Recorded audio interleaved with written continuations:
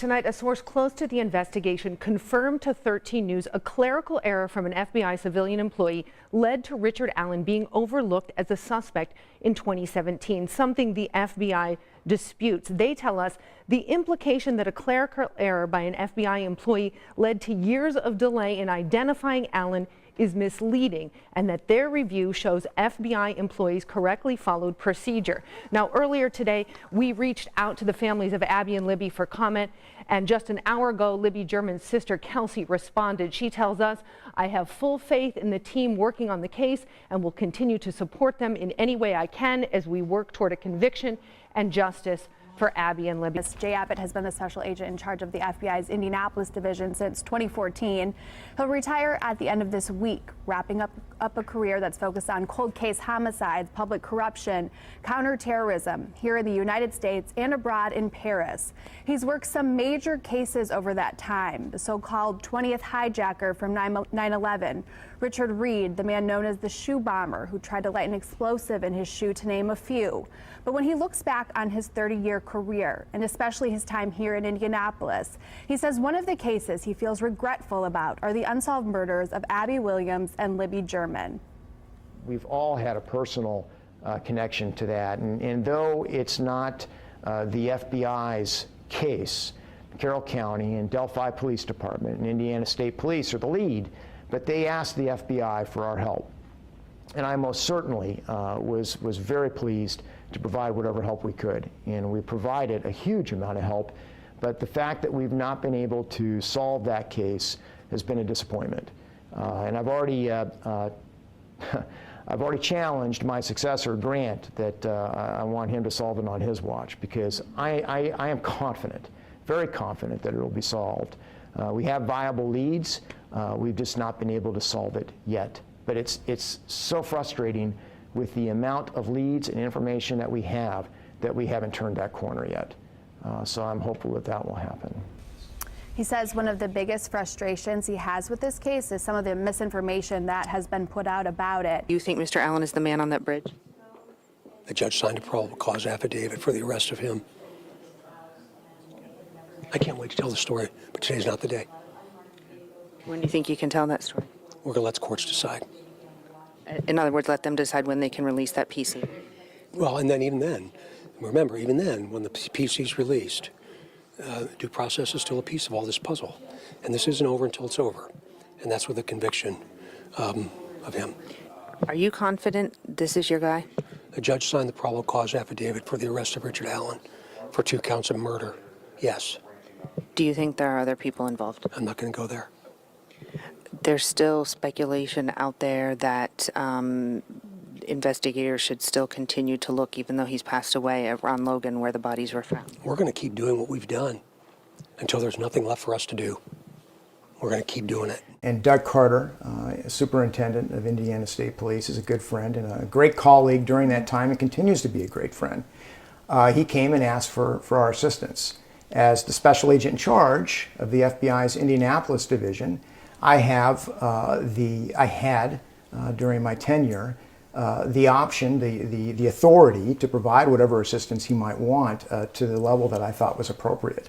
I was absolutely enthused to unleash every FBI asset, technical ability, anything that we had to try to help him solve this case. Indiana State Police stayed the forefront and in charge of the case.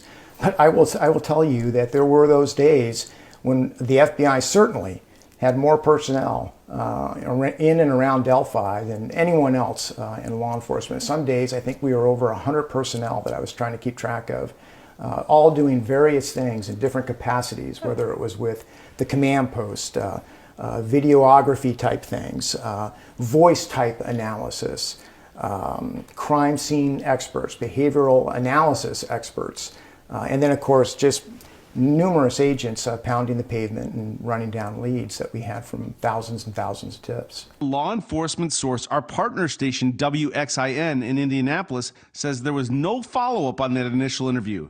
And according to the Murder Sheet podcast, it was buried by mistake. A clerical error at the hands of a civilian employee of the Federal Bureau of Investigation. Dennis, you were in the FBI for 22 years. I know you didn't work this case, but what do you think may have happened here?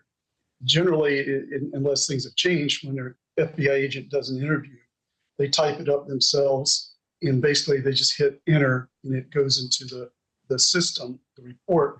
It'll have the name and everything indexed. So I'm not sure why a clerical employee would have been doing that unless they dictated it and gave it to the other employee to write it up and enter it. This fall, nearly 6 years after the murders, authorities decided to review all tips, prompting investigators to take another look at Richard Allen. It seems from the affidavit that police circled back to Allen as a suspect when, quote, investigators reviewing prior tips encountered a tip narrative from an officer who interviewed Richard M. Allen in 2017. The affidavit states detectives spoke to Allen again on October 13, 2022. They executed the search warrant the same day and found the gun, which a lab later matched to the unspent bullet found at the scene. So again, why did it take 5 years for them to circle back to Allen? He placed himself right near the scene. He generally matches the description of the man seen in Libby's cell phone video and subsequent sketches authorities have released over time. Now, I'm sure there's a lot more information we're not getting from the affidavit here, but I just don't get it. May I be missing here with regard to this affidavit in the 5-year period?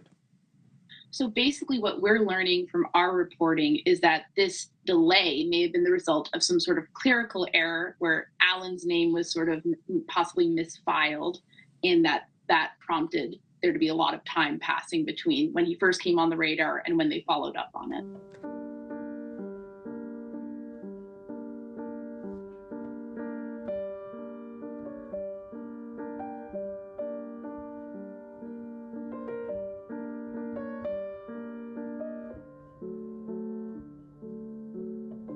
Did you think it would take this long to get an arrest? That's a tough question to answer. This has ebbed and flowed for me. I was confident we would get an arrest, and I had hoped that it would be in a reasonable amount of time. But that reasonable amount of time grew to be longer than I thought. Have you ever had doubts and worries that there would not be an arrest in this case? I did, but I fought it. It's haunted me. Yes, I have. And then I'd pick up the phone and I'd call one of those detectives and say, hey, it's me, how you doing today? And I'd hang up that phone and I'd think, oh man, they don't feel that way. So I would be at peace again. Are you at peace right now? Yes. I see the culmination of extraordinary effort and hurt and pain in the community that will begin now, hopefully, to heal.